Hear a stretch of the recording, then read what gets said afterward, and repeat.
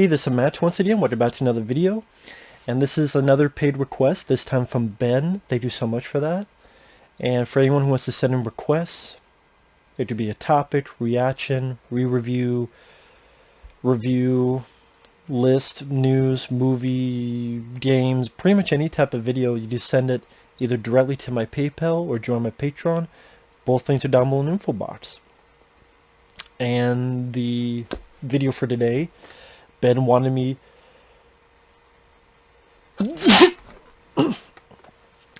just excited. Wanted me to do a commentary for the 1989 film Shocker. No More Mr. Nice Guy. I'm watching the Scream Factory Blu-ray. I'm paused at the beginning. 3, 2, 1, pressing play.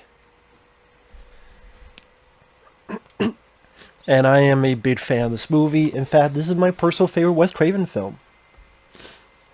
I like A Nightmare on Elm Street, Wes Craven's New Nightmare. I love The People Under the Stairs. Also, The Serpent and the Rainbow. This is my personal favorite because number one, I think it's the most underrated. And number two, I just have the most fun. With the soundtrack, Mitch Pileggi's performance, I like Peter Byrd. Even the way the Shocker logo, the font and the electricity. And such a great opening song. Shocker! Shocker! Now yes, I can understand watching the film again. There are a lot of elements of A Nightmare on Elm Street. You have here, kind of like A Nightmare on Elm Street when Freddy made his glove, but it's similar, but it's not the same. That's why I look at it. Its spirit is connected to A Nightmare on Elm Street, but I don't think of it as a remake of A Nightmare on Elm Street. But spiritual brother, I'll agree more to that. And I would rather have that than a fucking remake of A Nightmare on Elm Street. Don't do remakes. Do spiritual brothers. Like this film. But this film gets hated on. It's like a 5.5 on IMDb. Now, Alive Films helped produce this. Alive Films, they had worked with John Carpenter. They released Carpenter's They Live and Prince of Darkness. And I think there was supposed to be more, but then it turned to Wes Craven. And Wes Craven had this film and I believe The People Under the Stairs. Now that victim, I think it was that victim. One of these victims is Heather Langenkamp from the first Nightmare on Elm Street. Who played, of course, Nancy. And by the way, this Blu-ray, the movie looks terrific, picture quality wise. It looks fantastic. I gotta give credit to the Blu-ray of this. Back when this came out, I think I was just really mad about Wes Craven passing away. And because he was too sick, he could not do anything new feature-wise. Not new commentary. Just the commentary on here is a very, very old one. Back from the days of, I think, Laserdisc. I wanted a new thoughts on. Or also because I really enjoyed the commentary he did with, what's his name, Sean Clark on Swamp Thing and Deadly Blessing. I think that would have been great here, Sean Clark and Wes Craven. But again, Wes Craven was very sick, ill, and it was a blow when he passed away. One of my favorite directors. So we have Peter Byrd here, who I enjoy. A lot of people give crap to his performance, but that's also one of the many things I love about this film. A guy as the lead in a horror film. That's more rare than people think, because a lot of times in these kind of movies, it's the girl. Nothing wrong with that, but a lot of times that's the case. There's not a lot of times we get this big battle with the guy and the villain because, oh, the guy's running and screaming and scared. That's the guy be too weak. It has to be a woman. Which is weird. Wouldn't that mentality be kind of sexist in this whole PC world? But I don't know. But It's easy to relate to a guy because I'm a guy. Sue me. And we see that Peter Byrd has a bit of toughness as his football player. He's able to be quit, to take these football players.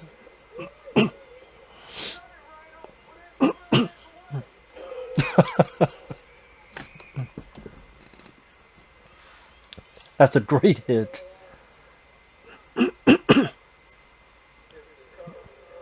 Now this guy here, he'd be in a couple things. The other football player, I remember him from this TV show with Clayton Roner called G versus E, also known as Good versus Evil. And this coach, I know I recognize this coach. I always forget who it is.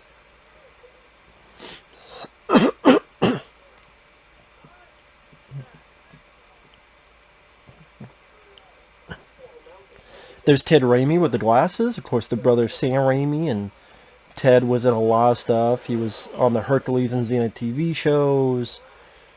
A lot of films like Thou Shalt Not Kill Except, and he played the creature Henrietta in Evil Dead 2. Ted Raimi's definitely done quite a bit of stuff. Got some Gatorade in there. And we have this love story, and I think the love story works. It's sweet. The actors do their jobs well. I think they both are good. I like Peter Byrd. I never understood the hate the guy got.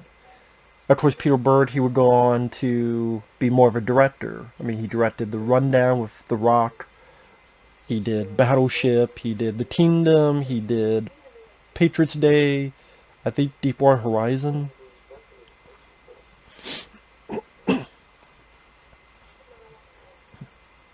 I mean, he's gone to act as well. He was in Copland,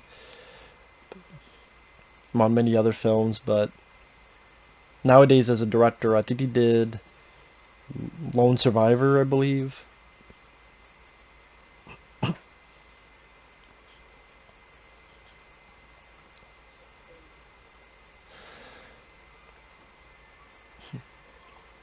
But yeah, always enjoyed. See, right there with the kids disappearing, you know there's something up here. You know there's something fishy here right now. And yes, it does deal with dreams, like Elm Street. But, as one person pointed out a long time ago, well, if you're saying it's a ripoff, then it's Wes Craven ripping off himself. And if, many other directors, they have their own things that they utilize a lot. For Wes, it's dreams. And I think they're utilized here better than, say, Deadly Friend. That's one of the weakest parts about Deadly Friend is the crappy dream scenes. That wasn't really his choice. Kind of the studio made him do it. Especially the ending, which was... That's one of the things that ruined Deadly Friend for me. The garbage ending. Among other stuff. Now, at this time, as we get the idea of Peter Byrd's in this dream... But it's a dream, but it's more like a vision as well. Imagining his foster family's been killed, which don't lead to him trying to help them. Again, it's a nightmare, but it's more of a vision, because this stuff is happening. And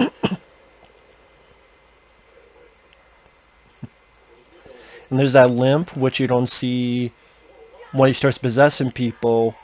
Apparently that limp was made by the little girl. The little girl was the first, I guess, they filmed to be possessed. She did the limp, and then Mitch Pileggi had to copy her limp.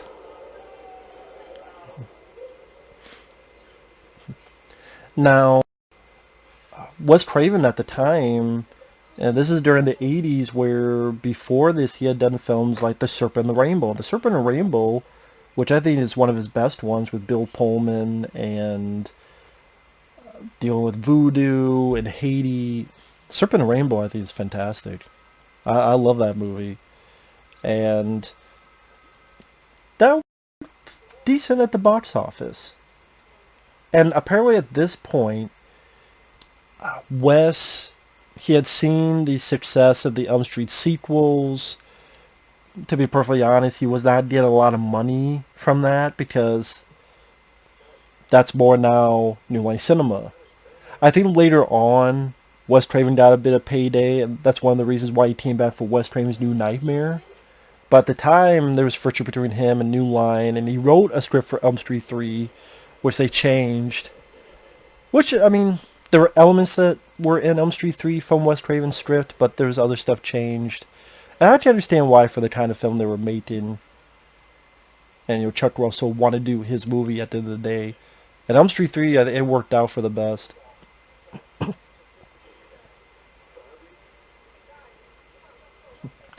But yeah, at this point, and sorry about that, I think Wes wanted his own franchise. Or something that, even if he didn't direct all of them, he would at least get some kind of payday with a movie that got sequels. Because, again, he didn't get that, especially anymore with Elm Street.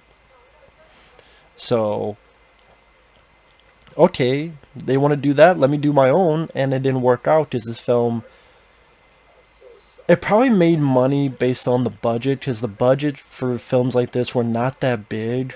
And it got like, I don't know, 15, 16 million at the box office. But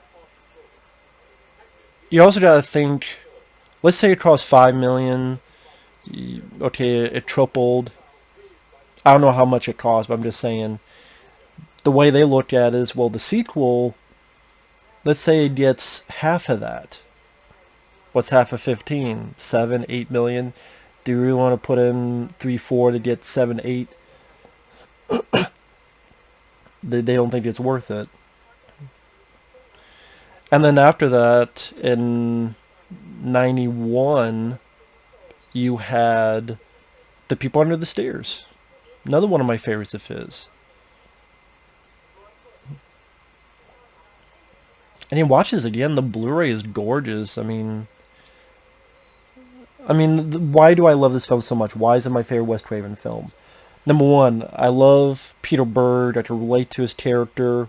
Granted, with both guys, and again, it's not, sadly, not that common when a guy is the lead of a horror film, especially one that's a survive. You could kind of call this a slasher in a way. I like the story about him finding out that this guy's his dad, and I love the work with the TV world. The satiric takes on that, especially in the finale. The finale is bonkers fun. I'm a sucker for the love story. I think the actors do their jobs well with that. Mitch Pileggi is a lot of fun as Horace Painter. He's very entertaining. This movie's energetic. Just like the title suggests, it's an energetic movie. And the soundtrack, of course, you got Megadeth, you got Bonfire, you got Iggy Pop. The the soundtrack is kick ass.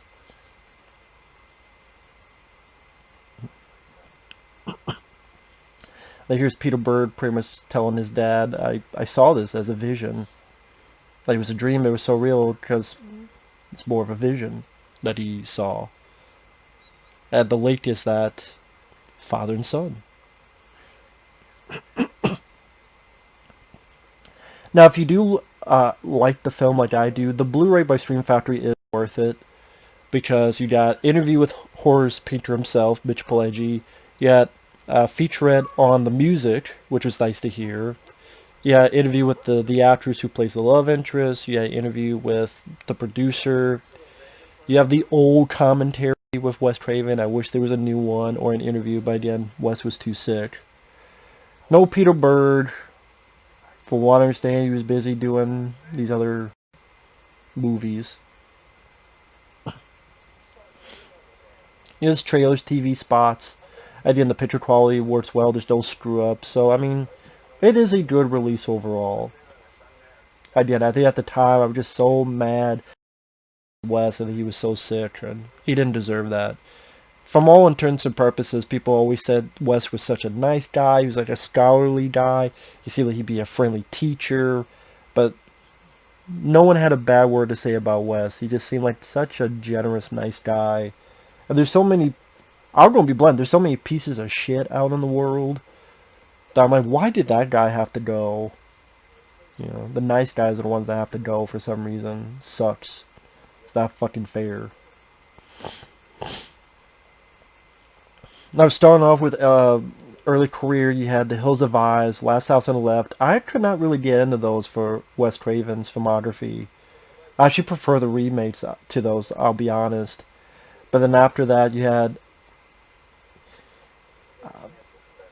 He was trying, doing some work. He even did like a little bit of direction for Friday the 13th Part 2. Because Sean Cunningham was giving him work because he was trying to find work desperately. At the scene where I believe with Betsy Palmer, and when Amy Steele has the sweater, some part of that's directed by Wes Craven, which was interesting to hear on the Friday the 13th Part 2 commentaries. That's one of the reasons he did The Hills of Ice Part 2. I think he did that, but then that came out after Elm Street. Because in Elm Street with Robert Shea, they brought it to Paramount. Paramount didn't want it. Okay, we don't do a New Line Cinema, low budget, and it skyrocketed. And then you had like Deadly Friend, and well, Swamp Thing was before that. Swamp Thing didn't do well. I forget when Deadly Blessing. Deadly Blessing, was it before or after this? I forget.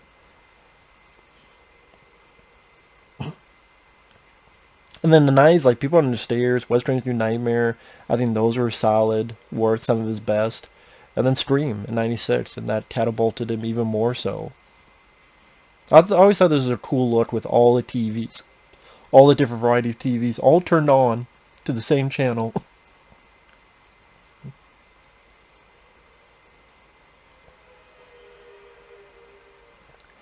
I think I first saw this on VHS, like most people did. I think I remember this scene being creepy for me, where I think just the idea of just this guy disappearing. I think like later on you just find a pool of blood. I don't know why that creeped me out as a kid.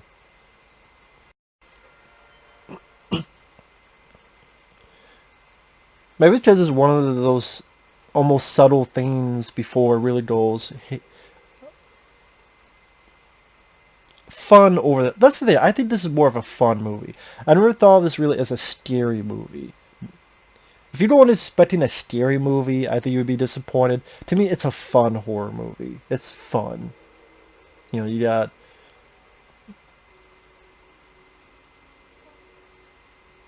a kick-ass soundtrack. You got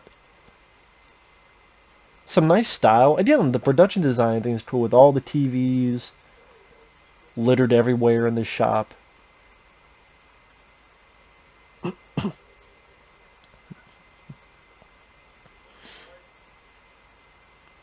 Yeah, he dead. He dead as fuck. He gone. All that left him was a cigarette. See, that's it, like all the blood. He was like, holy shit. Yeah, don't stand there with the thumb up your ass. And it's funny, around this time, you would see more of these killers electrocuted type of movies. For some reason, I want to say it's because, Wes Craven was still a big name deal because of Elm Street, even that many years later. That it gets announced, and the idea gets announced.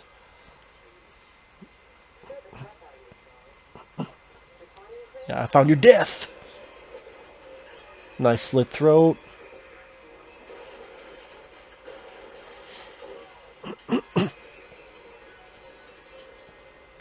The score is well done too. No one really mentions the score in this, but I think the score fits the film very well.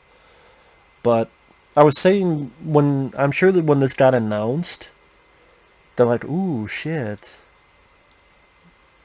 Maybe this will be like another big hit. Let's try to capitalize on that. Because then, before or after, or the same year, you had Destroyer. I actually think they came out before this. With the football player, Lyle Alzado. He gets electrocuted. And then he's still not dead. And he tries to kill people at one point with a jackhammer. And Destroyer, there's some fun to be had, but I don't love Destroyer, but it's okay. Then you had the horror show, which was House 3.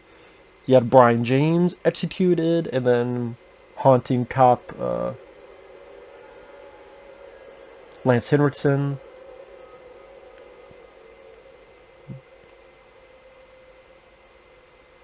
Yeah, he's not having a good day. Hey, your cord is ripped, man.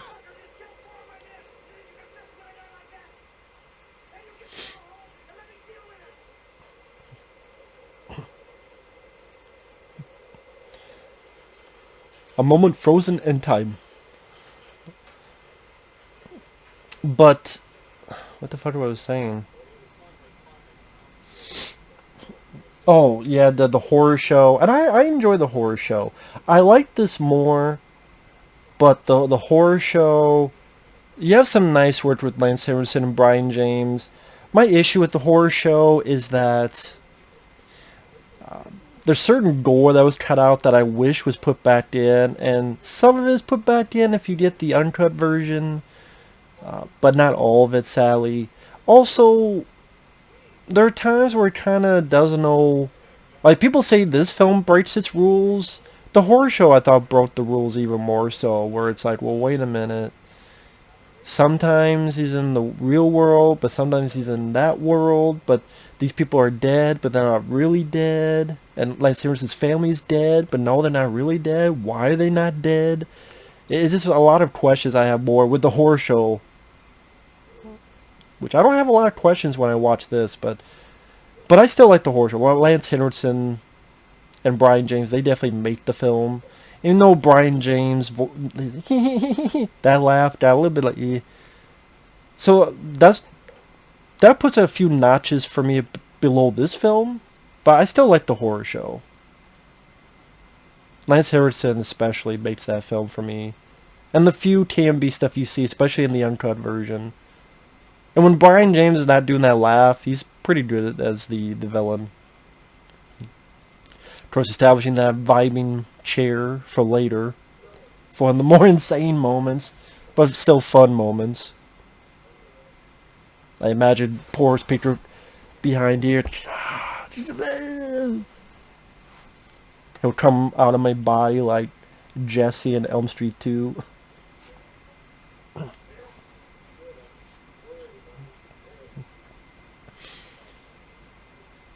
Don't be worried about the exam, man. Your foster family's been killed. I think they'll go a little bit of leeway of when you take the fucking exam, man.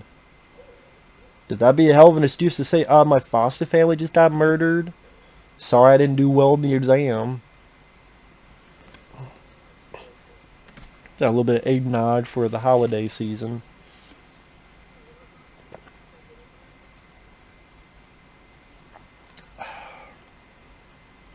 I always take it straight up. I never use alcohol with it. But I like eggnog. I know it's fattening, but fuck it. Only live once. Shitload of cholesterol. That's why they only have this year round, because if you drink too much of this, you fucking die. But, you know, use one.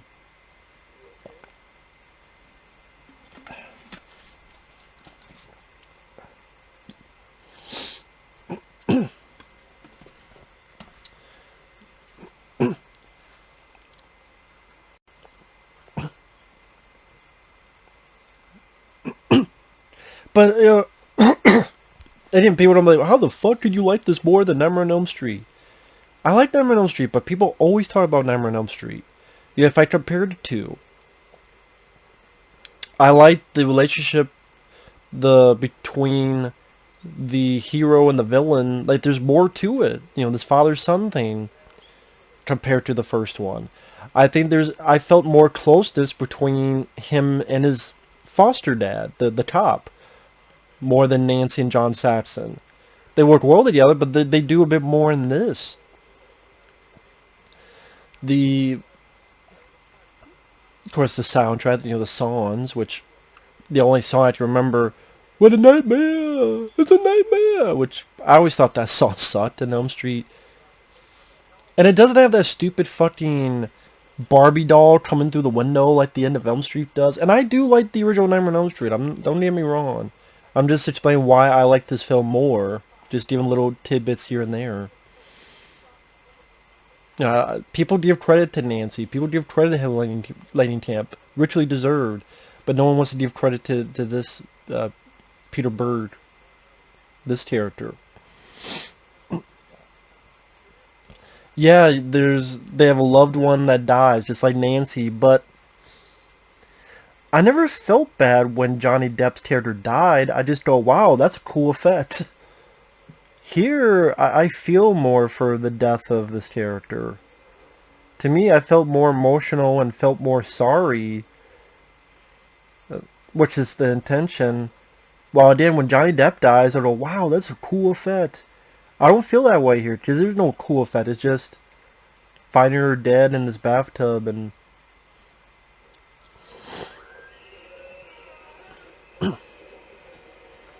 this is definitely more of a scary kill compared to an Elm Street when the loved one dies.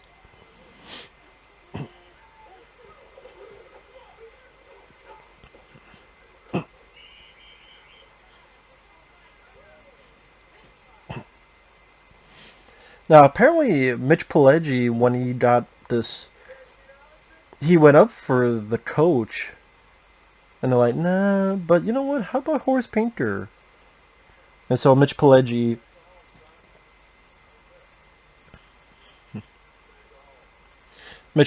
got the part, and he did a fantastic job.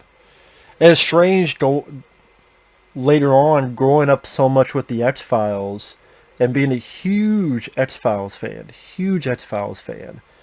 and knowing him as Walter Skinner, completely different role than Horace Pinter. It's like, wow, that's two completely different characters. It shows how good of an actor Mitch Pileggi is. Because Walter Skinner is nothing like this guy.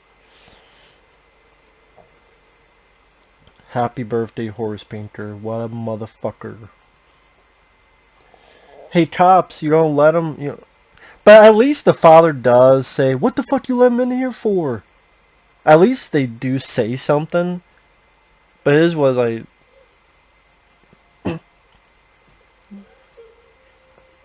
I think the father does say it.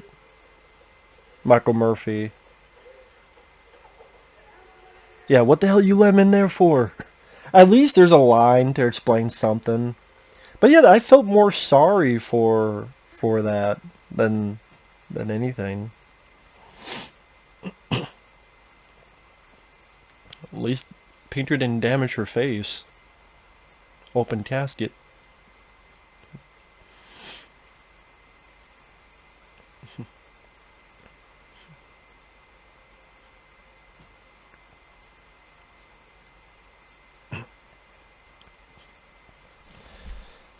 I mean, here we are, almost 30 minutes in, and the movie's giving me these multiple reasons to really care for this character and feel bad. Where, you know, his foster family's taken away, the love of his life is taken away. Then you understand why now he wants to be more gun-ho to find this motherfucker and get him and get his ass. Like, there's a stepping stone as to him coming to this, I don't know, you call it bravery or stupidity, but no, I want to get his sorry ass.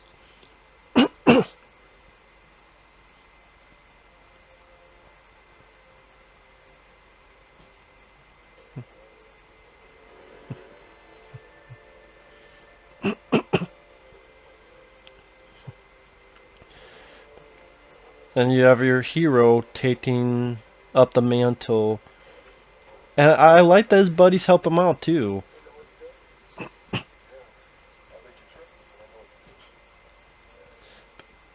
Good friends to have.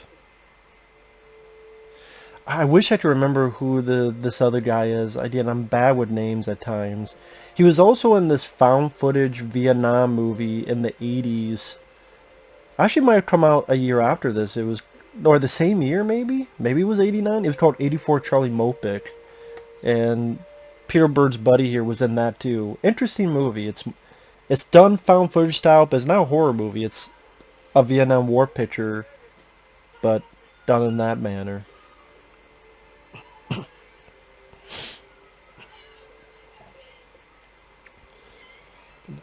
This is Peter Byrd trying to figure out where he's going to get to next.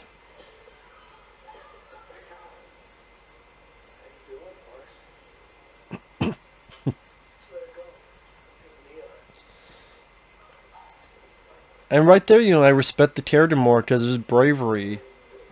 Trying to save this person. Hey, why don't you take me on?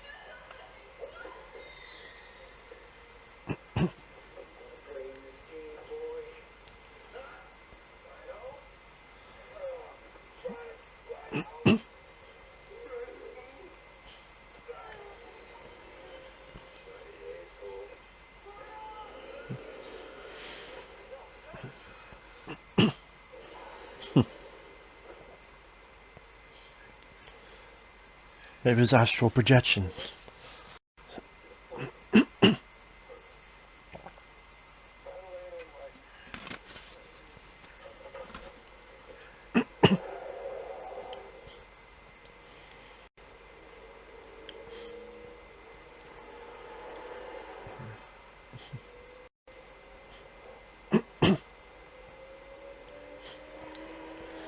And interesting here that I guess the father kind of either talked to the kid, talked to his foster son before, or he's like, you know what, I want to trust my kid, or foster kid. There may be something more to this than we think. Which is nice because usually cops are just completely ignorant. At least this is some kind of trust into this nature. So he must not know it, so it's the father like, hey, I know there's something to this. And you could reprimand him, could shit on him. But it's like, you know what? Go help out. Football tackle! St. Demon's football rules!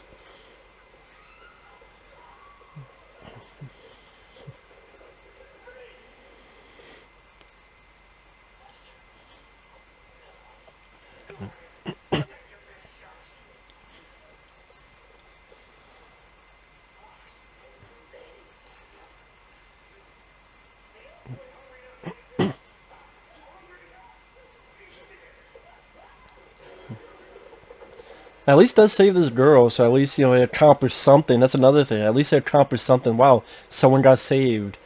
A lot of times, oh, we just kill it. It's like, wow, nothing was accomplished in doing this whole thing. No, something was accomplished. A, you saved that person. B, leading up to the capture of this motherfucker. I would say before he's electrocuted, Horace Pinter's probably a bit scarier villain. Because when it's just him and the knife, he seems played a bit more subdued. When he gets electrocuted, that's when he's much more over the top.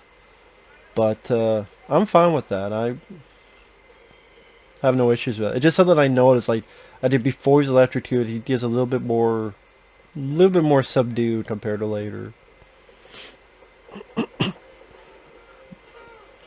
Good stunt there. Jumping from one roof to the other is not the easiest thing to do. And it's cool, like you get to see your hero fight the villain. Nice drop kick. WWE would be proud.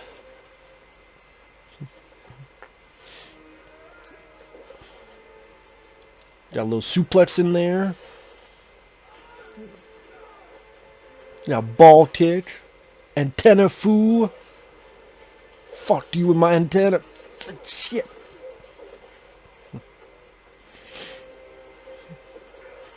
Yeah, he's getting beaten up. He's got a... Getting beaten up now. Because he's going to come back to fight him later.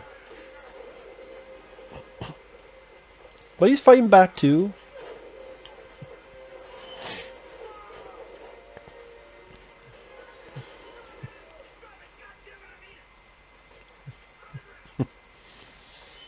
And I love how he drops the knife. You just drop it, but it's like, just dropping the mic.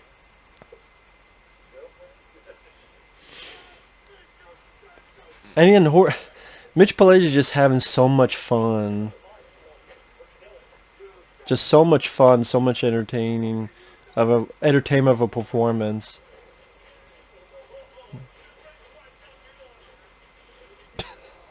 Just laughing all the way, not giving a shit.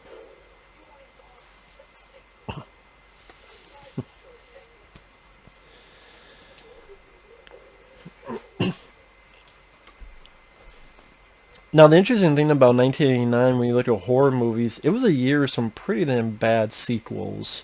Funny enough, because this year you had Friday the 13th Part 8, you had Elm Street 5, you had Halloween 5.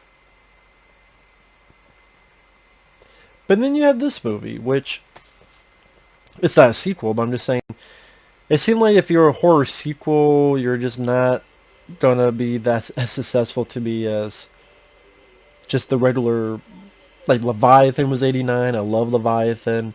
This was 89.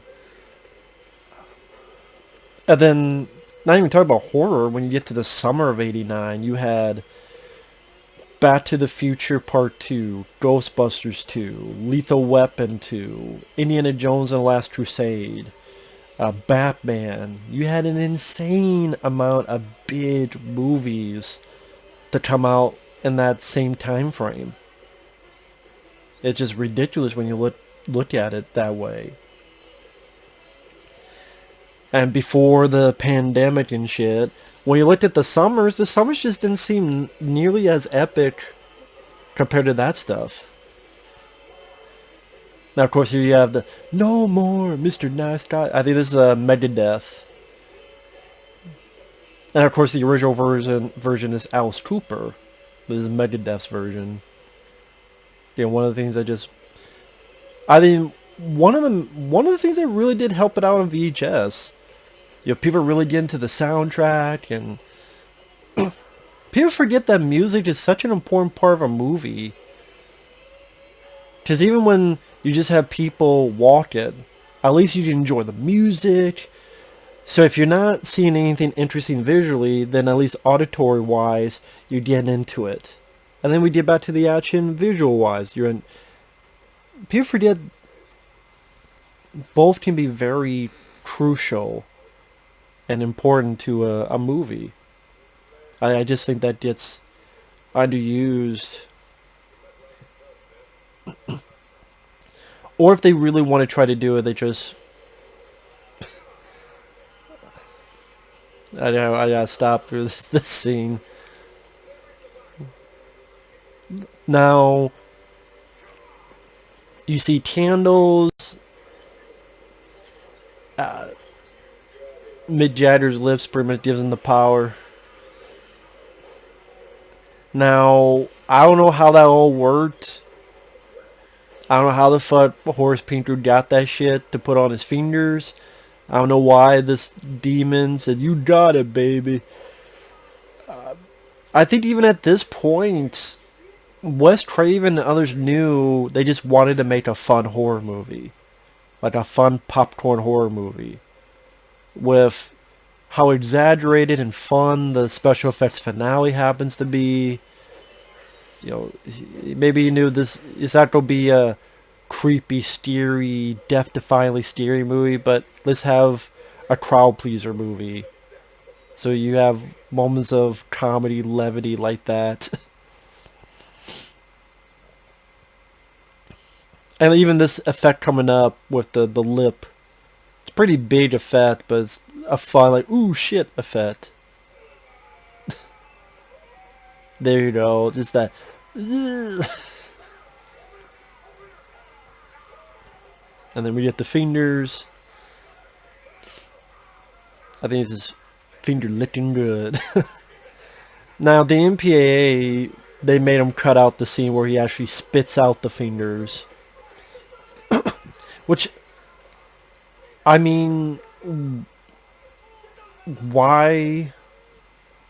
There's way worse shit on TV I just not at the time though. But I mean, it's just one of those hypocritical things about the MPAA. And I know they don't really do a lot with TV. The more I think about it, but still, it's a weird fact that you see a lot of crazy, worse stuff on TV that you could not get away with in a movie, but the movie got more punished. And it's just, in retrospect, the MPA should have just left these fucking films alone. They really should have.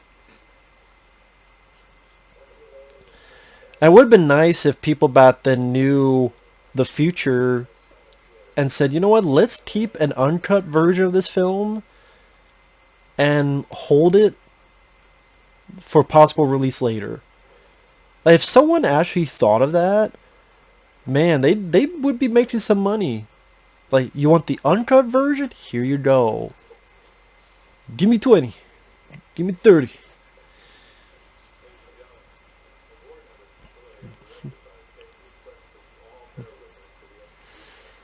Now, yeah, apparently the MPA, they had to take this back at least a dozen times, maybe 13, like quite a few times. Like, apparently this scene, electrocution scene, was a lot more violent than him spitting out the fingers, other stuff, but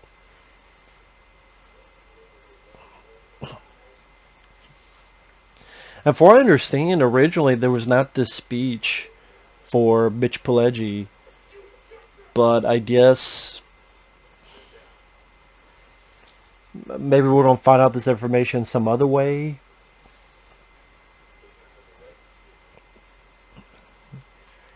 But I guess Wes went, wow, this guy's a really good actor. Let me write this speech for you. And so, and Mitch pulled it off well, and also showcases that the connection between him and Peter Byrd.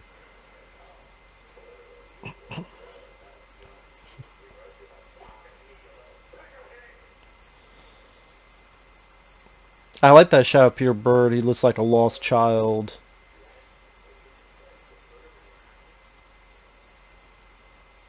And you just imagine like him being a little kid having to deal with his real father like that.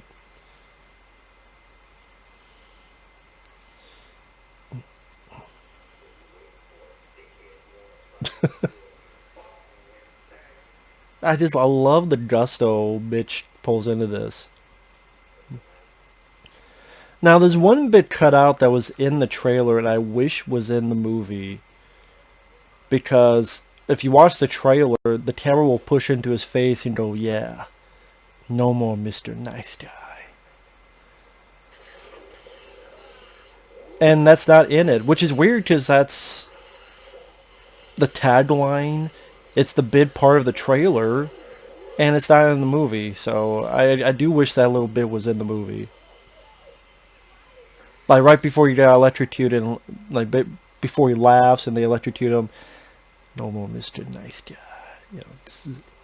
Nice burn effects on the top of his head. Drooling like a newborn.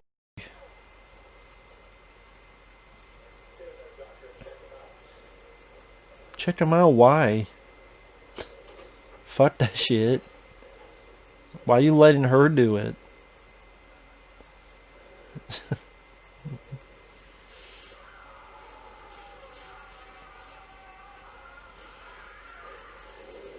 There you go.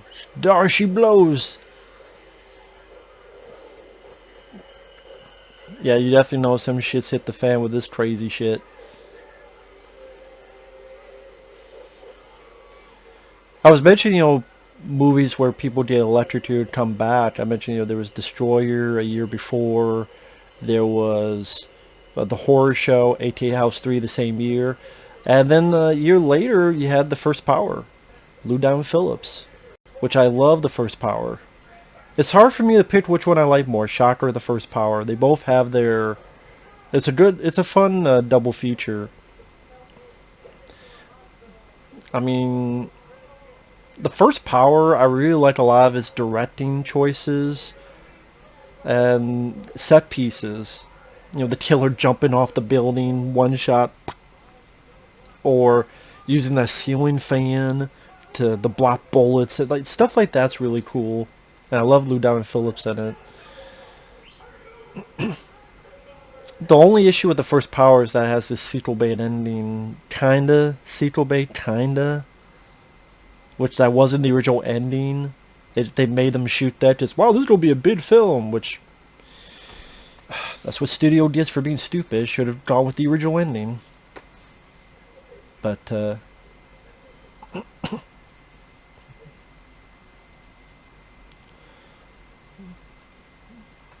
Horse Painter did Houdini at.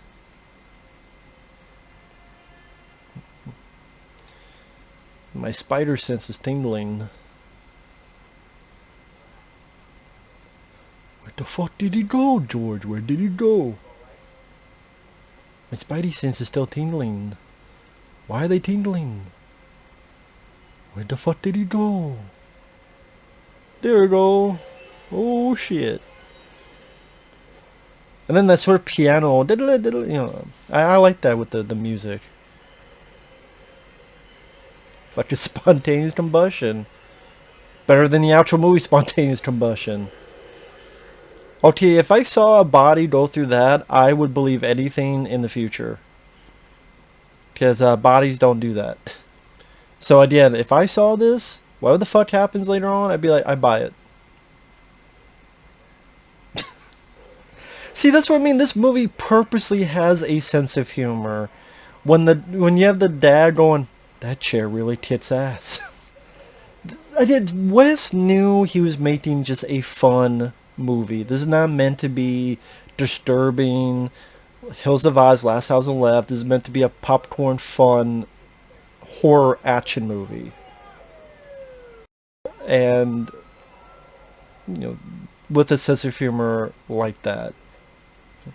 That gives it a fun personality. And some genuine chuckles. I know there's been talks of a remake. I don't want a fucking remake. I really don't. Oh shit. Now that guy in the driver's seat. Ooh, nice 180. This guy driving. Pastori! If this guy looks familiar to you, the cop driving, he was in Friday the 13th Part 6, Jason Lives. He was the guy who had the gun and said, where the red dot goes, you bang. And my friend Effrey actually let me know about that. I'm like, oh, that's right. No wonder he looks familiar. Friday, so I think the character is Pastori. But yeah, Friday the 13th Part 6, a link to that in this.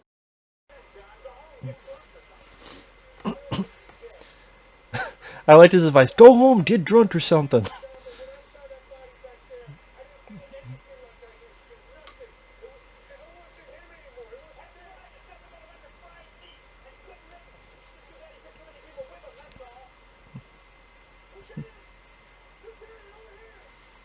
Yeah, but Lieutenant, don't you think it's a bit weird that as soon as this happens, this fucking, explosion with a cop car and all this other crazy shit happening?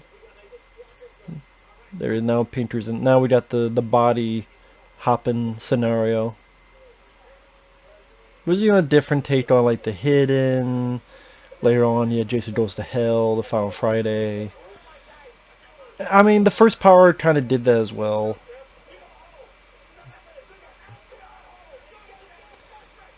And this movie goes at a fast pace. Like, I'm already fucking 40 minutes in, and it felt like nothing is, we got an hour left. To me, this movie goes quick. To me, there's not a lot of slow moments in the movie. There's not a lot of slow, dull moments. And it's either, now we got the more supernatural element to pop in here. Even more so, I should say. But it's sad, this film doesn't really get the respect that I think it deserves. People, if they review it, it's shitty, or so bad it's good, or bad, whatever. Teach their own. That's their opinion. Doesn't mean I have to agree with it. It's just their opinion. But,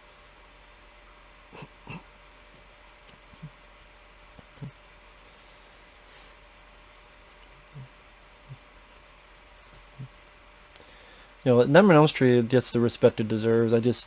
I'm one of those guys that likes to root more for the underdog. You know, I'm, and your girlfriend had the worst period ever.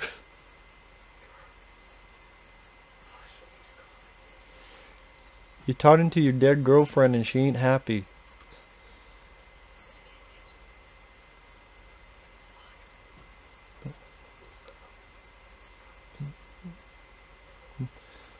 Your dead girlfriend's talking to you. I think you should listen. And she had more blood on her than she did in the coffin. Like, there's no blood in the coffin. She had dirtied up quick. Why did she come back with the blood? Like, come back with the clean, like you were in the coffin. Now this effect doesn't work the best. The water in the bed. I kind of wonder, like, why did it just cut to a water bed? Like, you have a facade, you disappear, and then they just fall into a water bed, like in Elm Street 4, you had a water bed. Like, you just fill it with water, they both go in there, and then cut. Like, it seemed like the water itself was kind of animated, and I'm a guy that doesn't hate the effects like a lot of people do. I think there's a lot of charm and fun to them. But that one, that little one, I can be, I can knock that one a little bit. Because apparently what they had was someone was doing the effects, and I guess they didn't know what the fuck they were doing, and then they were screwed out. They're like, shit, we got this amount of time and this amount of money, and it ain't much of either. I could be wrong, but I think it was something like someone promised a lot more than they delivered. Which, I mean, it's like, hey, I got the job. Oh shit, I gotta do it? Well, it's something. Or bit off more than they could chew.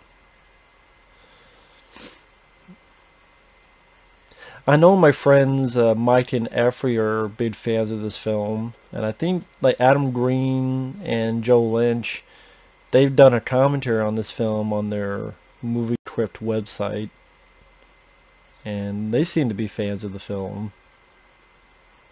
I think. I could be wrong on that. It's been a while since I've listened to that commentary.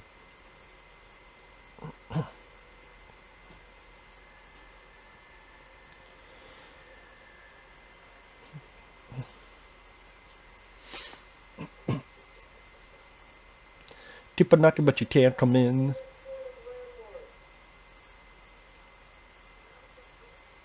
Housekeeping? Housekeeping, one pillow? Housekeeping, you want me to jerk you off? Tommy boy. What kind of housekeeping is this? Oh, Richard, I'm so happy. Don't run away from your feelings. It's Pastore.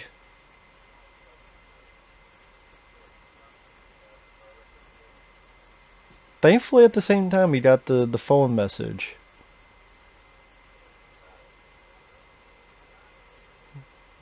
I mean, he got the phone message at the same time. Something wrong with this motherfucker. Get the fuck out of Dodge, man.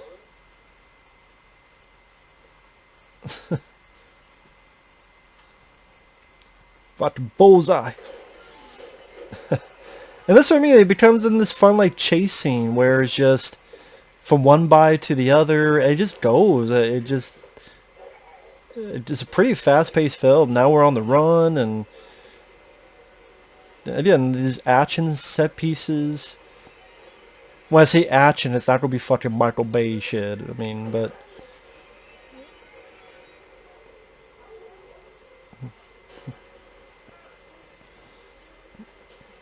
It's one of those things that if I'm having fun, I can overcome quite a few logistics.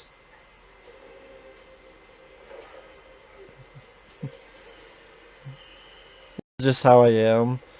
It's when a movie really bores the shit out of me and is not entertaining, then I pick up more on the logistical failings of a movie. But maybe that happens with everybody. I don't know.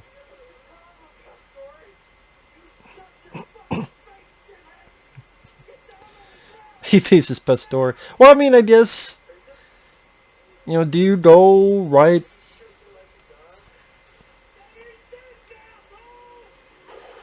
for the police brutality? I wonder how this. Yeah, I don't know if this scene would play today. Cop running around shooting. Well, I mean, it's a movie. He's possessed by a fucking killer. Nice movements of the camera, keeping up with the pace.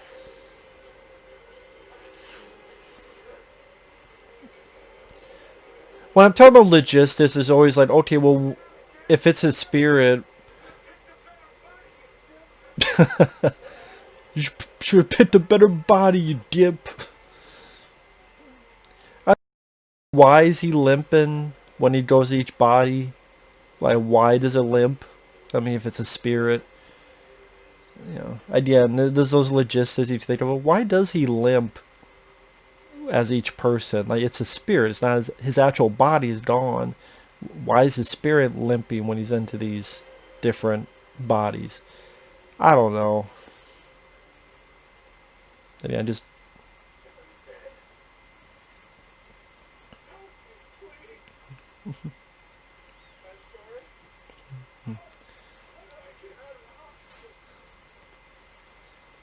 come on, Peter Byrd. Don't fall for that shit. Don't fall for it.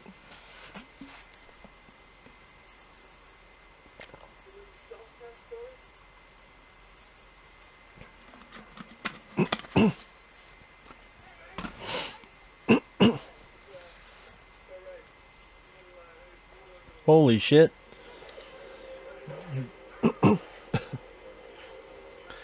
He's a bad shot, though. Which is weird, because he shot all those times and missed. But then he shoots one time here and hits him. So again, it's like, well, wait a minute. How come he shot like 5 times and missed Peter Byrd, but shot once and hit this guy? I don't know. I'm not saying it's a perfect 10 out of 10 movie. But I really do love it. It's a highly enjoyable movie. But there's stuff like that I don't know. I mean, maybe at least if he was near a tree and like was got a tree to block the bullets. Like when he saw the gun pulled, he got behind a tree. At least they could have easily done it that way. I don't know why they didn't. See, little stuff like that would just take care of those problems. I mean, I don't know.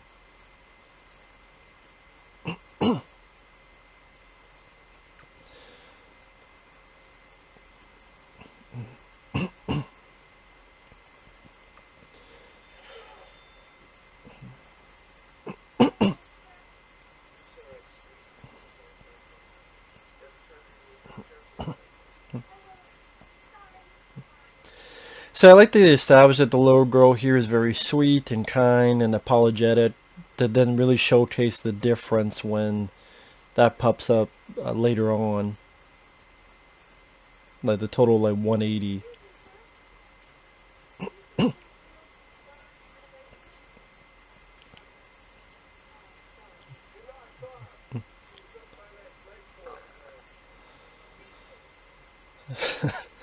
I mean, this guy's been shot in the arm, but I'm not going to care about him. Well, I mean, this is the day of the cell phones. What can be done?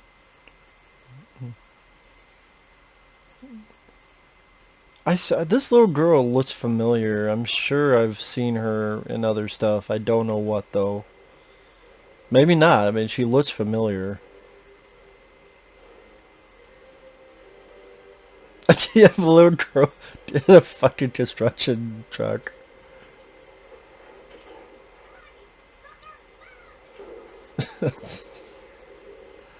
It's entertaining. That's what it's meant to be. It's entertaining.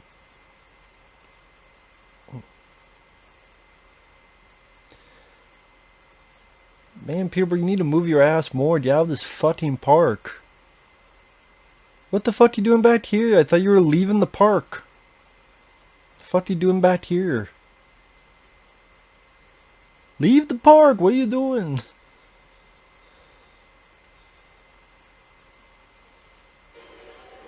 Oh shit. Good stunt by that person. Looking like you getting hit by a construction vehicle. That's a pretty good stunt. Come here, you little fucker.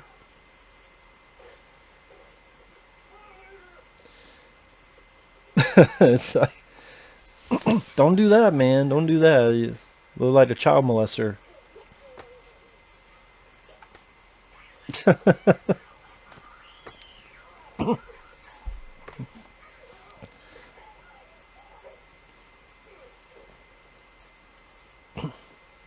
I mean, you can't blame the mother, because look at what she's looking at. She's looking at this guy with a shot arm attacking her little girl. Like, what do you expect, you know, for the mom to do? So I can't really get mad at her.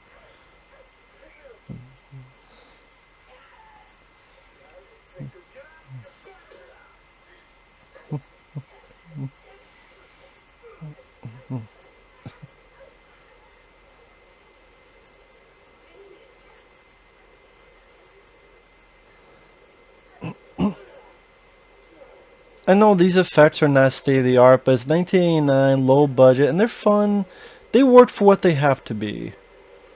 You know, it's supposed to be part of static, electricity. That's how, you know, it was at the time. I liked the idea of these sparks each time going to a body. You know, just a nice little touch, little detail.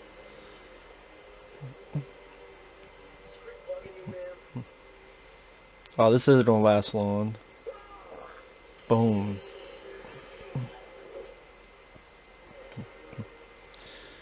Now this guy here, he looks like someone to be in a rock band.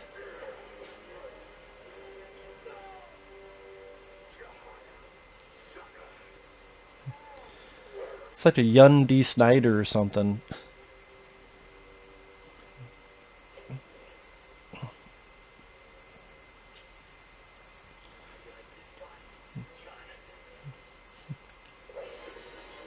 But I like that, you know, Peter Byrd actually fights back. He's not a fucking victim. He's not a pansy. He actually fights back. That's nice. It's cool to see in the lead and what you call a slasher film, whatever.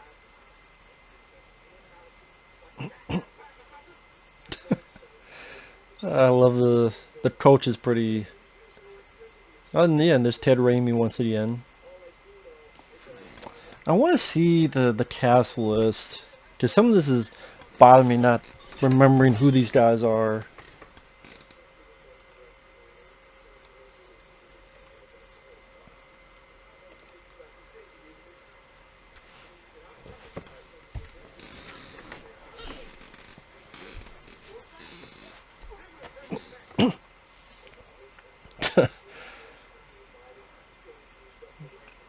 Let's see, looking a bit more into, there we go, we got Richard Brooks. He plays his buddy Rhino. That's the guy who was in 84 Charlie Mopic and the TV show G vs. E. He was also on Firefly. Now the coach, I'm trying to remember what the coach's name was. I mean, they keep saying coach, but I can't remember what the actual character's name was other than coach.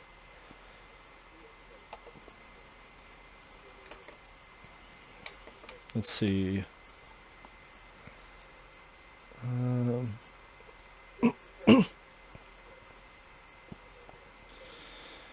Let's see. We got Sam Starber as Cooper, and we got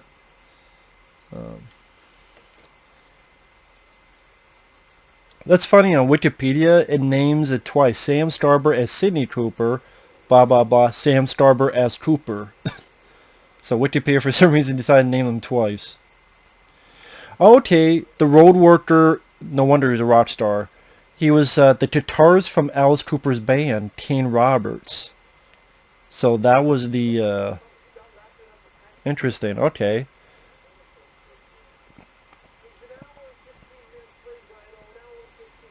So yeah, okay, the road worker, huh, with the pickaxe. Okay, Kane Roberts, guitarist, Alice Cooper's band.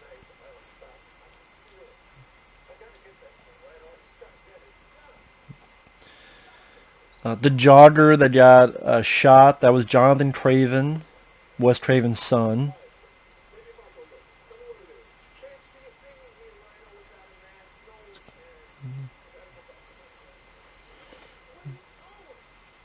Camille Cooper, she played the female love interest, Allison Clemens.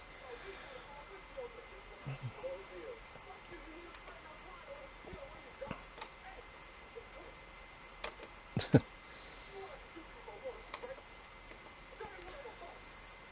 gonna put you to sleep a hold. You wanna go sleep, bitch? Let's see. Let me look here. Maybe it's Sam Scarborough that I'm thinking of. Maybe. Yeah, I think it is, yeah. He was a football player. Okay. Now I know what I remember him from. He was an Over the Top. That's what... I knew there was something about him. The coach, he was in... Let me just... Sam Scarborough. Let me look over here. Yeah. A lot of TV work. Dead Bane the same year. And yeah, the one of the arm wrestlers in Over the Top. He was the guy that I wasn't ready, I wasn't ready. And Over the Top, yeah. One of the arm wrestlers. Again, I knew he looked familiar. When it says who the little girl is, look that up.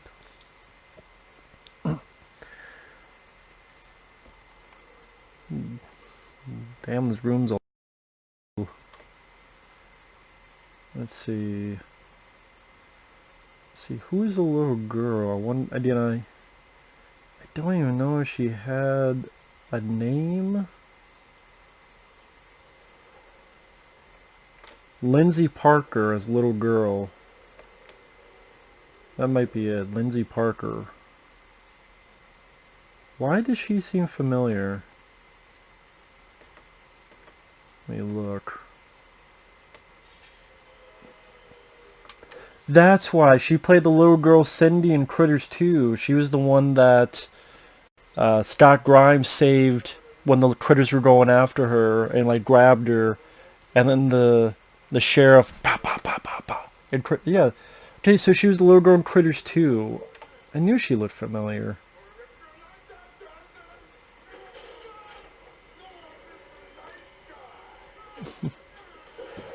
There's a line, no more Mr. Nice Guy, by the coach.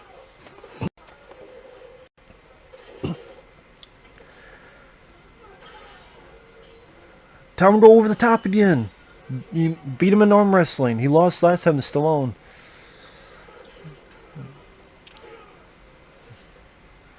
I guess that's one of the things is that because of this body hopping thing, you don't have a ton of Mitch Pileggi. But that's what also makes the ending work, is the ending is all Mitch Pileggi. So, like, you miss him for a bit, then he comes back, it's like, yeah, in that weird way. Like, you see the damage he can still do, like Ted Raimi here, coming up, his dead body.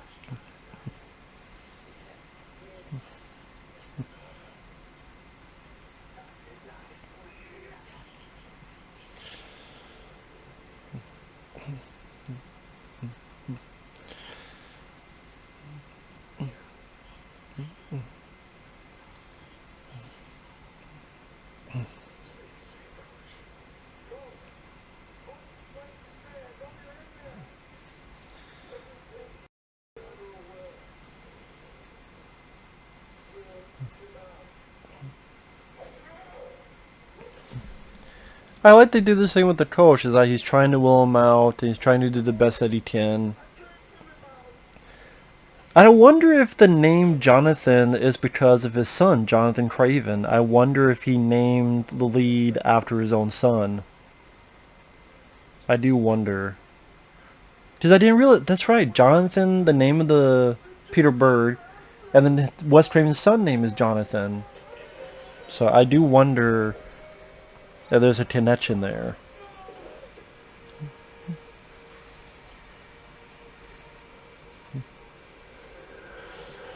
And you actually have the lead feel sorry for the death of someone, because a lot of times in movies they'll just bypass that shit, where someone dies and they get like no reaction.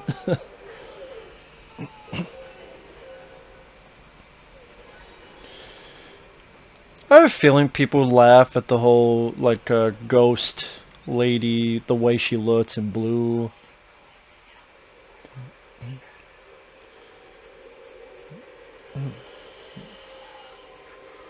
She got like a superpower from the X-Men now.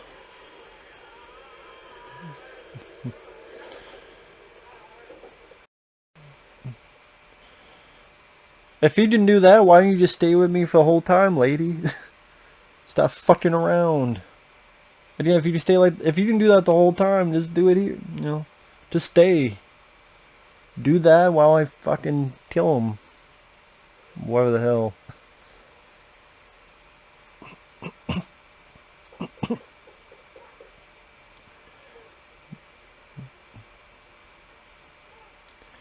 Now see, if he kicked the door down and saw all this, then it made the next time period a lot easier. Or you know what, like Allison, why don't you show yourself to his dad? He'd believe any story in a hot second. I saw a fucking ghost of your girlfriend. I'll believe whatever you want.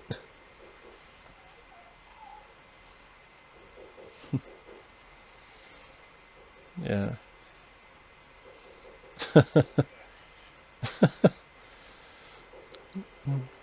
I actually like the static look of Horace Pinter, because it's supposed to be that old school TV static formation, and it fits for what the the TV looked at the time, honestly. And I like the animated electrical. They look so much better to me than CGI when they do electricity. Like the animation just looks more finite and in a weird way more life to them. Maybe because it's animated, so they really have to. I don't know. It just looks better to me aesthetically. I don't know. That was a lot. Like you get the door open just like that. You couldn't get like 2 minutes earlier.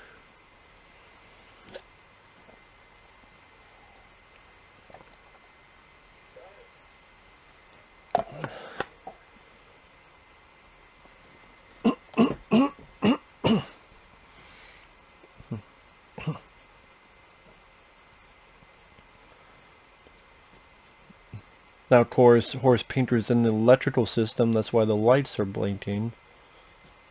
I mention that because there's a point here, I believe, where the father shocks himself, and that's the point where he gets possessed. So you rewatch it, it's like, oh, that's when. I believe that's the case.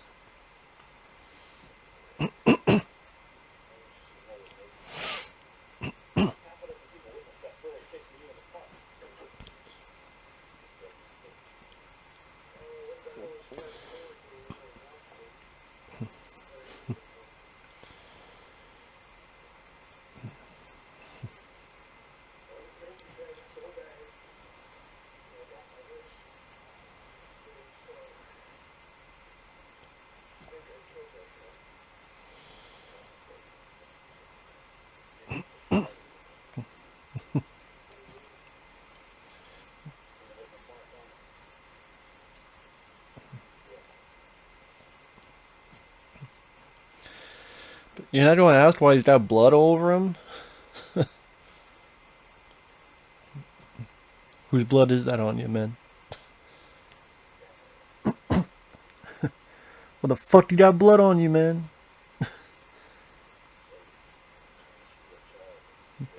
I didn't you not go ask why there's a bunch of blood on his fucking face and chin and shit? You cut yourself shaving? Yeah, I've done that too. I haven't done it that badly, but just cut yourself shaving, just bleed over. Yeah. I mean, I'm having a little fun, but yeah.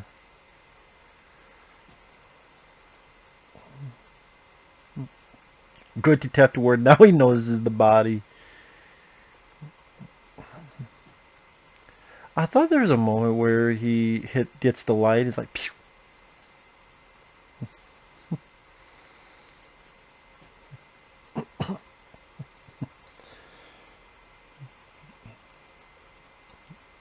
Sorry about the dead air. It's not sure what to talk about next. Got about 30 minutes left of the movie.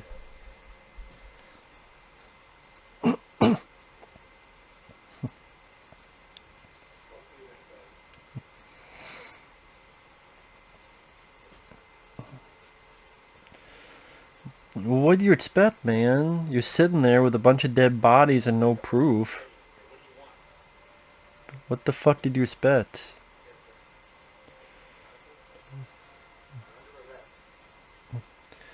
Now, technically, Horace Pictor could leave it here and... Oh, here it is. There you go. Now he's possessed.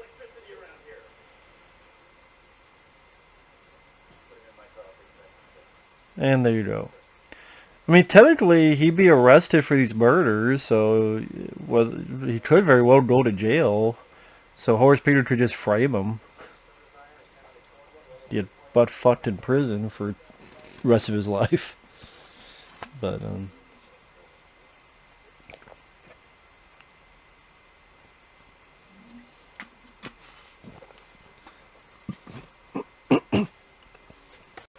well, it's nice they didn't cuff him like they would normally do.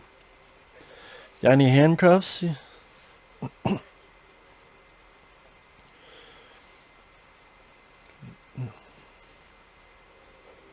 That's a nice look for Michael Murphy.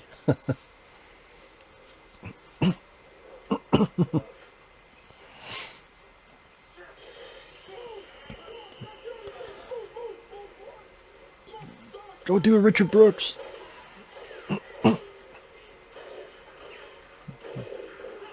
Nice.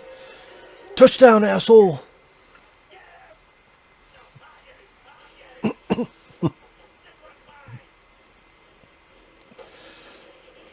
Sorry about all the clearing of the throat. That's one thing about Aid. Man, your throat gets real quick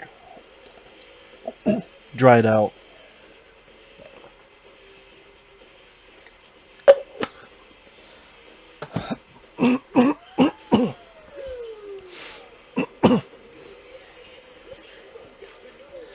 Yeah, I mean, this is definitely a rock and roll action movie. Like, look at you got these stunt work, you got little bits of action here. It's a chase movie.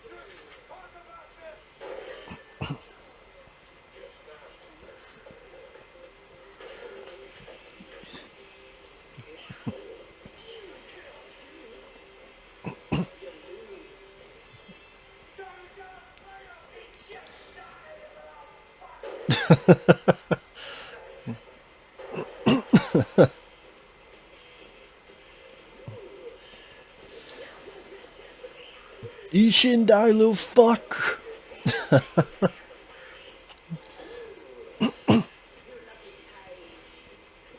Now, I guess one thing I had to talk about while this chase scene is happening is, I'm on the 80s. I mean, you can kind of call this a slasher film in a way. But, I mean, there was a lot of different kinds of films. I mean, the 80s were technically starting off earlier. You had Black Christmas, Halloween, Texas. If you want to throw it in there, Texas Chainsaw Massacre. Some do, some don't. But then in the 80s, with success of films like Friday the 13th, just the humongous amount of slasher films that come out of it, Terror Train, My Bloody Valentine, the Final Terror, Silent Madness, Silent Scream, To All Good Night, Terror on Tour, just Don't Go in the Woods Alone, just Before Dawn. I mean, the list will go on and on. And of course, the Friday 13th sequels, and Nightmare on Elm Street in '84 and its sequels, Texas Chainsaw Massacre 2 in '86, Halloween 4, well, Halloween 2 in '81, then Halloween 4 in '88, Halloween 5 in '89. I mean, technically this won't count, but April Fool's Day in '86, which I love. And when it got to the late '80s, it seemed like late '80s, early '90s, there were still slasher films being made, and I think there were still some good ones, but they just were not having the staying power of that they did earlier. Maybe it's just they just got tired of that kind of stuff, even though I think there's been some good ones or interesting ones. Like I think this is an interesting one. You have Dr. Diggles in the '90s, Wes Craven's New Nightmare. This doesn't really fit, but Bad Dreams, I think that's a different type of one. And when you find out the twist, it's not even one at all, now that I think about it.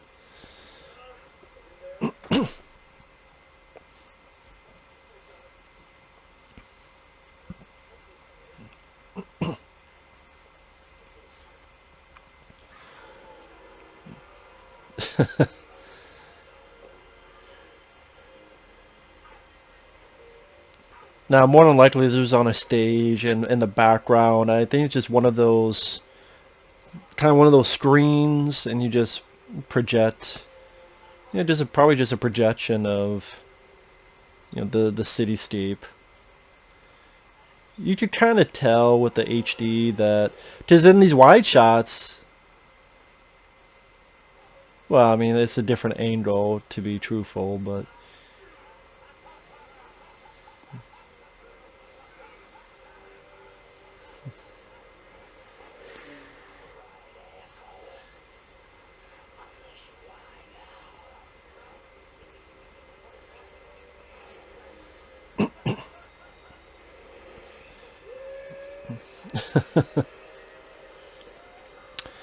again, maybe not the most state-of-the-art special effect, but for 1989 and a low budget, I can forgive it for that. At least I think some of the effects are fine. I think the finale is very entertaining in its effects-driven action-packed bonanza.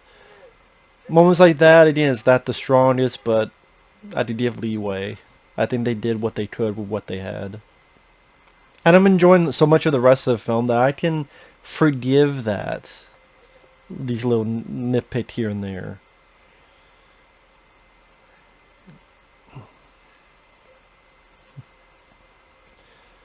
Because I'm liking the story. I'm liking Peter Byrd. I'm liking this type of stuff.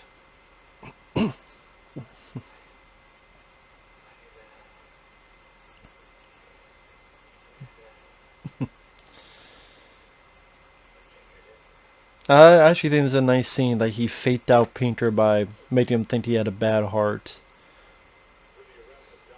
Thought that was nice.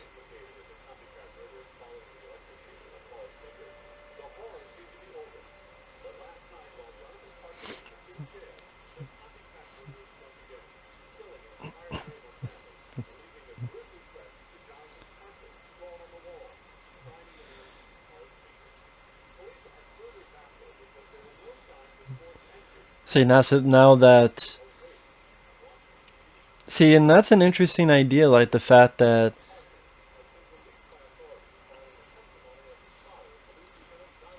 the killer could come from your fucking TV.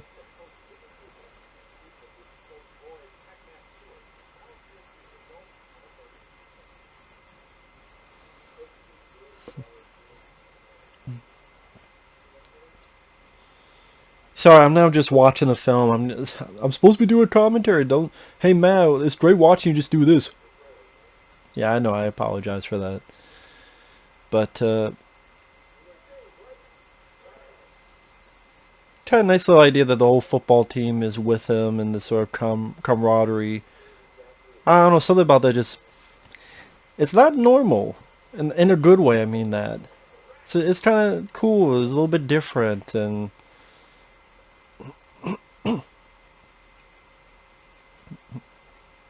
this is getting ready for this big plan, this big, like I said, finale at the end, which to me, puts to a film that I like to, I love.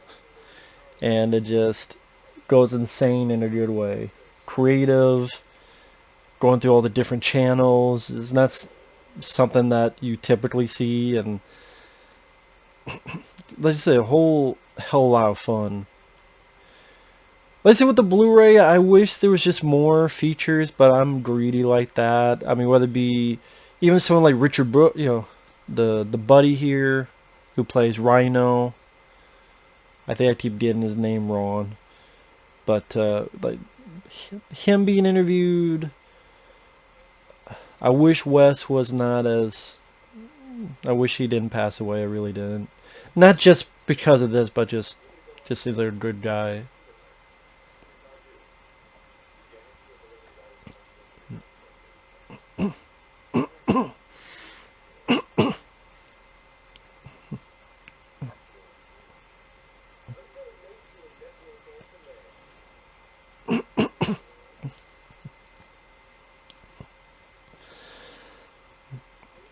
But I was saying that it was a bit interesting where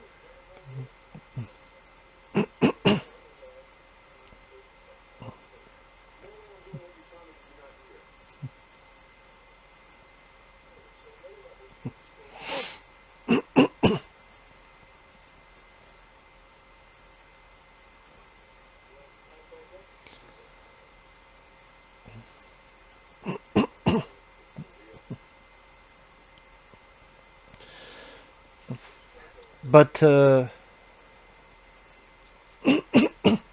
now my brain is fucking just going brain dead. What the? I don't even remember what the fuck I was trying to talk about in any way, shape, or form. I gotta stop clearing my fucking phone.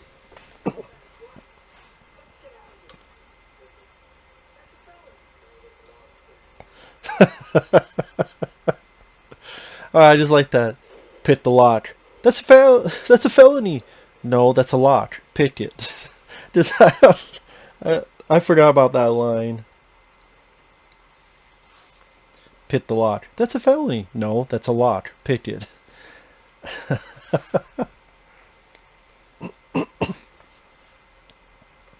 think I was talking about that. That's an interesting idea, where you have a killer that can come through the TV. Which, funny enough, later they would have The Ring, where that ghost, whatever, that came through the TV. Now we have more of the dreamscape and the blue. Wonder if there's like a pool they have and they just put in the smoke machine.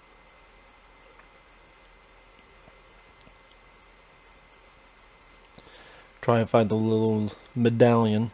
This is an interesting shot coming up where she appears and glides through the water.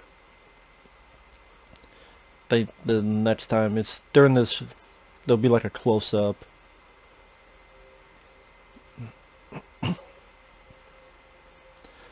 I think, yeah.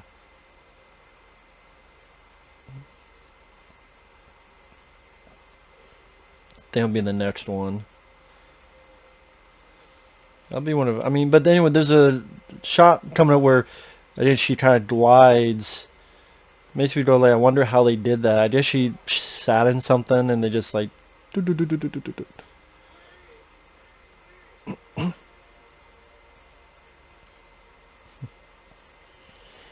How's this for a wet dream or a Ron movie? Why are you running away from her? Like, you know who she is. Fuck are you running away from her? Like, this doesn't really make sense why he's running away from her. He already knows that she's there to help. She's helped him a couple times. So I don't get why he's running away, why he's swimming away now. That doesn't really make much sense.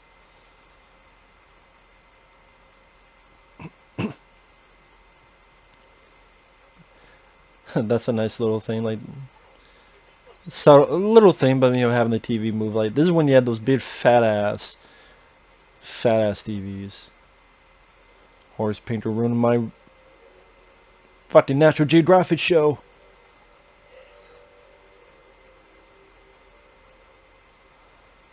Peekaboo, I see you. Why you run away? You know who the fuck she is. God damn it. She helped your ass already.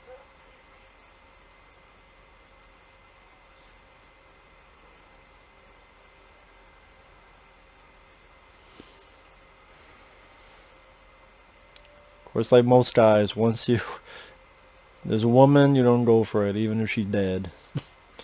She may be dead as fuck, but can she give a blowjob? That's what matters.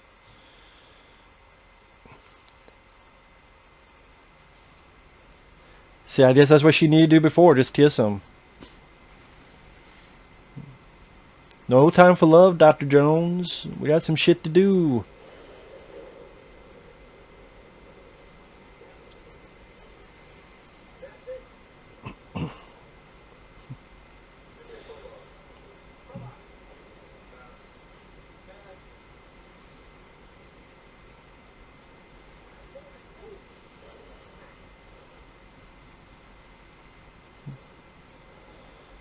This is a fun little effect. I do like this. Like, yeah, I think the static works for these old school TVs. People forget.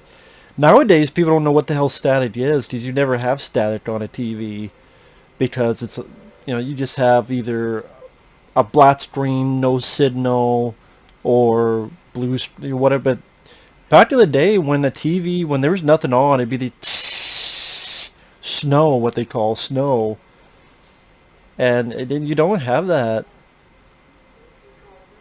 You don't have that anymore.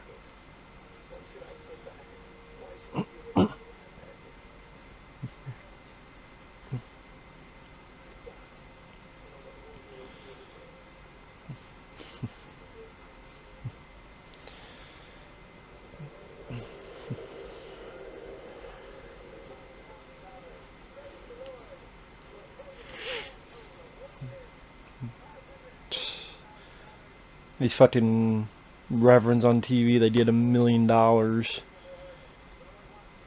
They spend it on their own damn selves. They don't do shit with that money. That's why these churches are always shitty. Here's all this money, we're gonna do nothing, but I got paid now. Take the money and fucking run.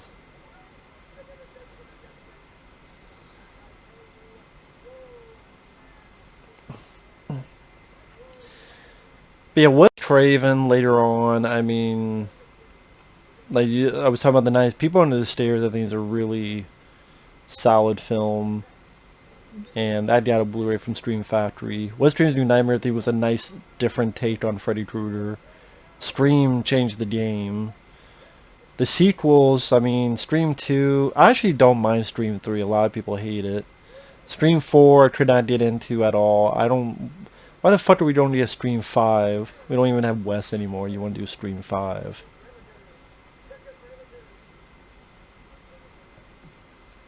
He said, check your perimeter. There's the lazy boy. It's got like eyeballs. This reminds me of Pee-wee's Playhouse. After they killed Pee-wee Herman. I killed Pee-wee Herman before, I'm gonna kill you.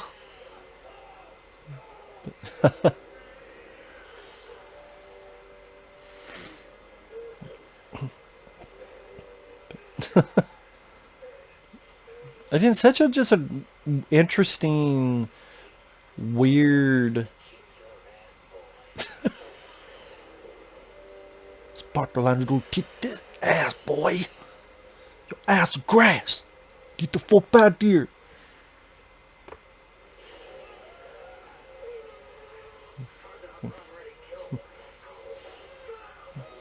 Shocking the shit out of him. These are real sparks. I mean, that's going to get in your face no matter what. You can, that's still going to burn. I appreciate the physicality of those moments because to me they help sell the other stuff going on. And you even see your lead go through the bit of turmoil, get shot to shit and all this other stuff. When this motherfucker can come out of anywhere.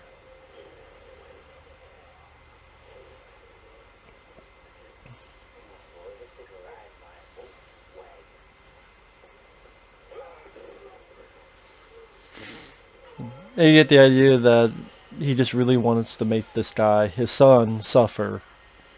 Just shot him in the leg and all this other stuff.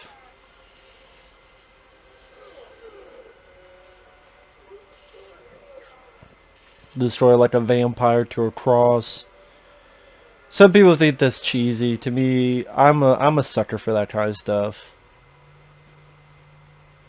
You know, I am. To me, it works for what it's supposed to do.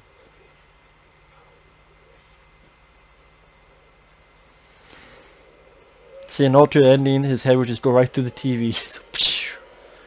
And this is the I mean, this is such an interesting way of doing this, where, like, going through all of these TV channels, just this long, extended fight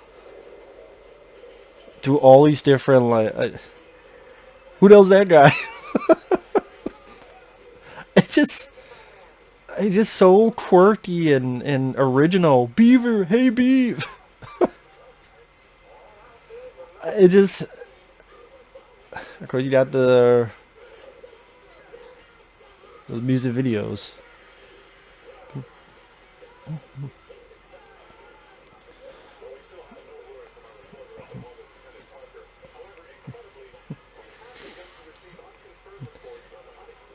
I think, like, just all the crazy stuff, like going through Riot, like just through this montage, you see like these characters went through this journey of all these different channels.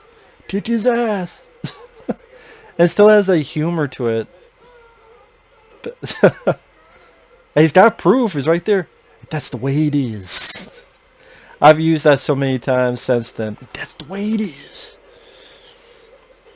It's just unique, original. I've never seen a film do this. And again, these different sort of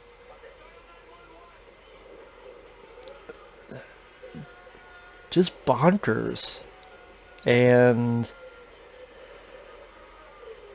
it's like, what the fuck? But to me, a good way. I like this whole explosion thing being thrown around. It's like, fucking go for it. That's the thing. If you don't half-ass it, go for it. That's kind of what this is. Just going for it. Like this whole, like, being this poor family's fucked in the room.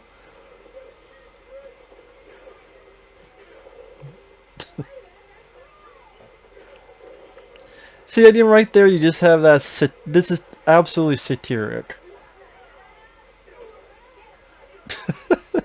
Even the wife's like, get him money.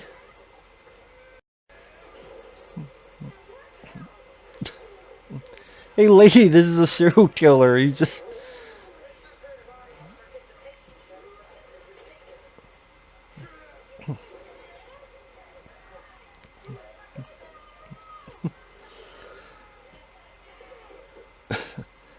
Again, this whole hopping through channels is just so creative. I think that's why I'm just smiling about it. I appreciate the creativity in this. And it's fun. That's the thing, it's fun. These two, Peter Byrd and Mitch Pileggi. I mean, this fight through all these channels.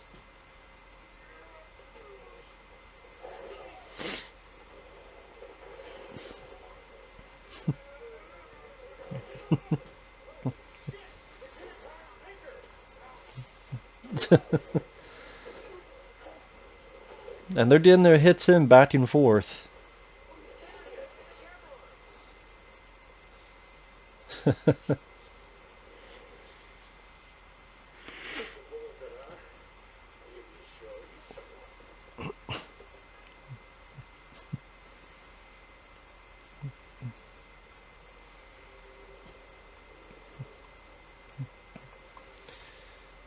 And now he's, part of this TV, part of this whole electrical world. He's got to play by the rules, which is what's coming up here.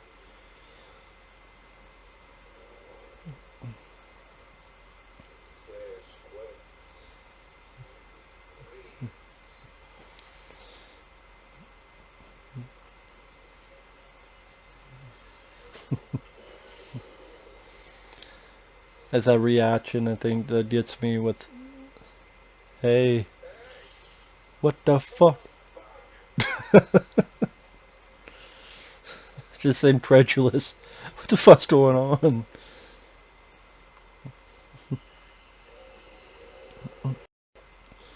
And you get to have, the teacher get a comeuppance. Like, you show a comeuppance onto him, like he's been doing everything else.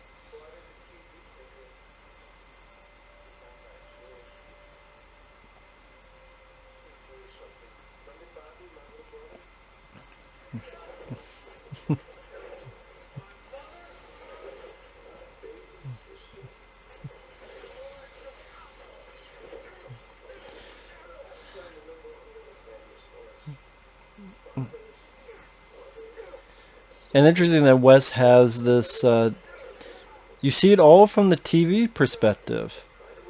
That's why the video quality is lesser. To showcase that he's bound by these rules.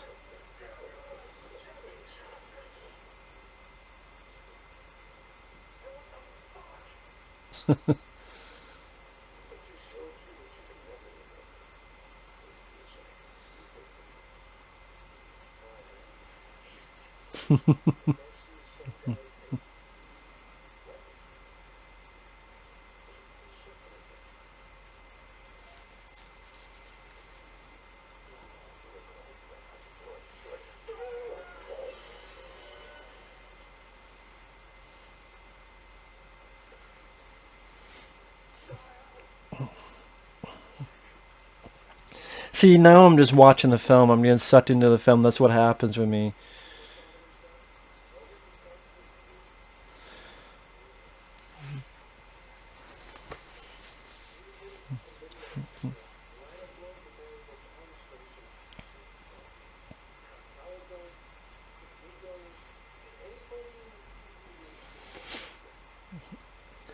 Now, I guess I should talk about that. At the end, S wanted to. There's a possibility of doing a franchise with this, where the killer does get destroyed, but there's always a way for it to return. Because electricity. For all I know, it could be fucking lightning. It could have been something else, and he would come back. And you know what? There's that part of me that maybe would have been curious to see a sequel. What could have happened, but sometimes it's like, it's fine that it's just one movie and it doesn't stretch out and dilute and ruin whatever serendipitous ending you created. Sometimes enough is enough. Sometimes it's one movie's only all you need. It ended. It was a sweet ending with the getting a pretty good stun. I mean, yeah, granted it's going to be a fake thing, but still to smash your head into something like that, it's not the easiest, It's still going to be somewhat dangerous in some capacity. Is the knockout, going to get the fuck you punch. The knockout punch coming up. Boom! See, that was satisfying. That's the knockout punch. I was got the fuck you punch. Knocked him the fuck out.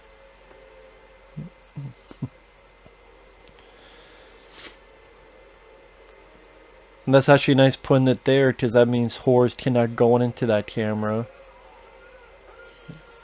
I thought that was a cool shot too, like actually jumping into the camera lens.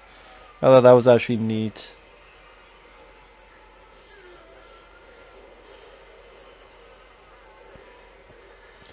And we see him explode, we see him obliterate.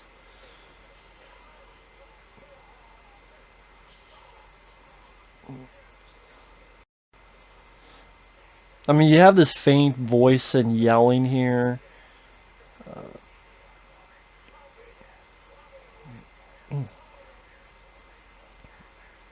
But I guess, yeah, I always took it like, he could, his power will get diminished, his power could get dwindled, and, who knows what the way this works, what could happen after that. So to me, you could look at this as an ending, and again, he just gets trapped, dwindled, however you want to put it.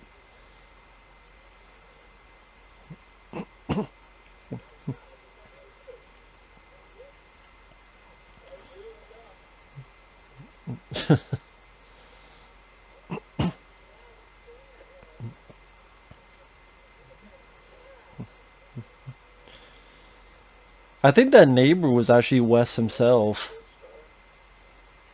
That neighbor's like, John, was that you? I think that was Wes Craven.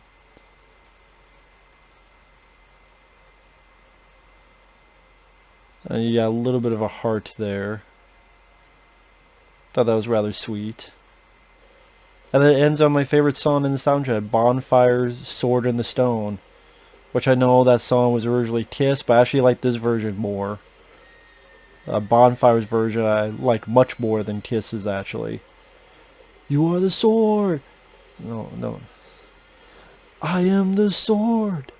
You are the stone. Love that song. I would say one of my favorite songs. One of those songs that got addicted to. I am the sword. You are the stone. In your eyes, as you take on the world.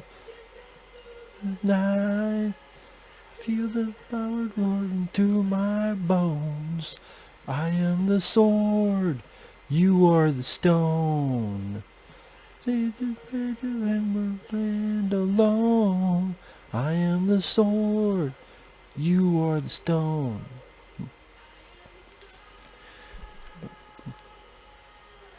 But yeah, Shocker to me, yes, it does have its little nitpicks here and there where some of the effects are not the best, and there's some logistics of the story. You go, well, how come this and not that?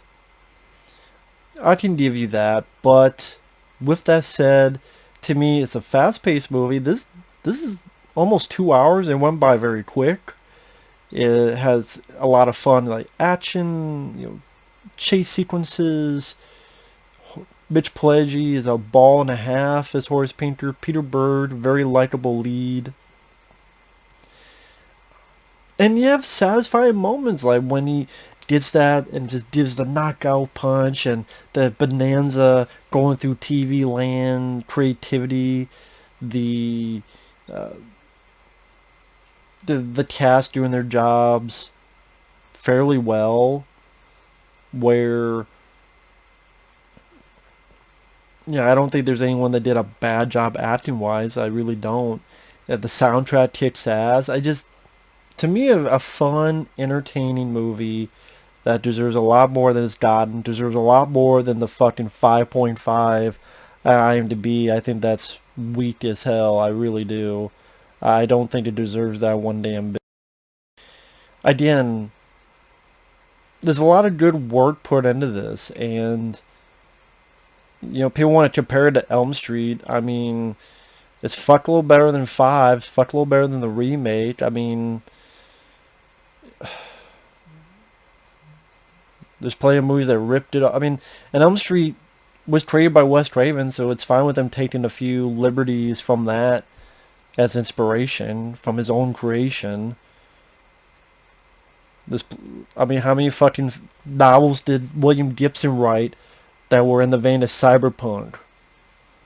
But are you saying that he just ripped himself off? I mean, I don't know. To me, like I said, I like the love story aspect. Like I said, it's not a scary movie, but a fun popcorn horror action movie with some genuine laughs in it. So with that said, Shocker to me, I'm not gonna be. No, I proudly say I love Shocker. So with that said, thanks for watching. We will see you guys later. Bye bye.